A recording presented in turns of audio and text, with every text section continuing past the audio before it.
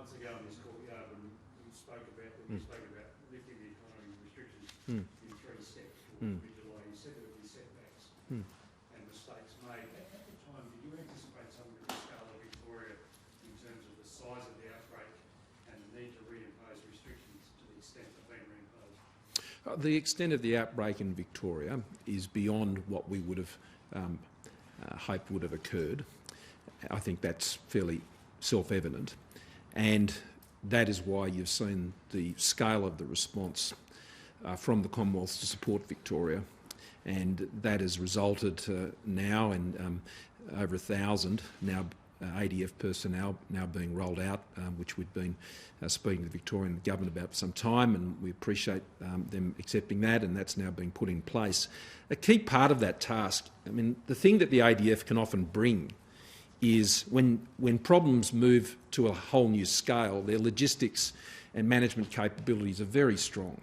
And we've got to get on top of the tracing challenge in Victoria and ensuring that we have a senior level support out of the ADF to support the Chief Health Officer in Victoria and Deputy Chief Health Officer who's running that task, I think is very essential. I made a comment yesterday, I think it was, that it's important we get on top of those regional cases as well, particularly while they're still at relatively quite low levels. And I'm keen to see the statistics improve on that front as well. But the Victorian situation is very concerning. But as I think the Chief Health Officer in Victoria was remarking today, they are, I think, hopeful that what we're seeing is those figures starting to level out.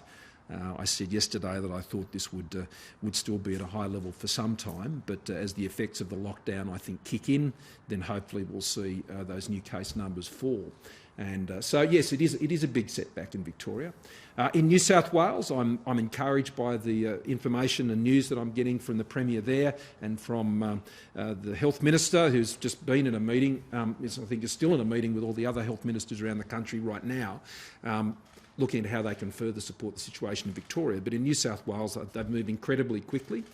I think to do the detective work on what has happened at the Crossroads Hotel, which will always be known both literally, I think, as well as figuratively in its name. But that demonstrates, I think, in New South Wales how effectively estates can respond to this. And the best protection against the virus, to live with the virus, to live alongside the virus, and to open up your economy. You don't protect your economy by continually shutting things down. That's what you have to do when things get to the point they have in Victoria. But you can continue to move forward in the way that New South Wales is demonstrating by building that capability for tracing, for testing and so on, and that's been quite effective in this case, and hopefully we will see that situation continue to prove as well. But as we know, there are no guarantees. We're always in uncharted waters.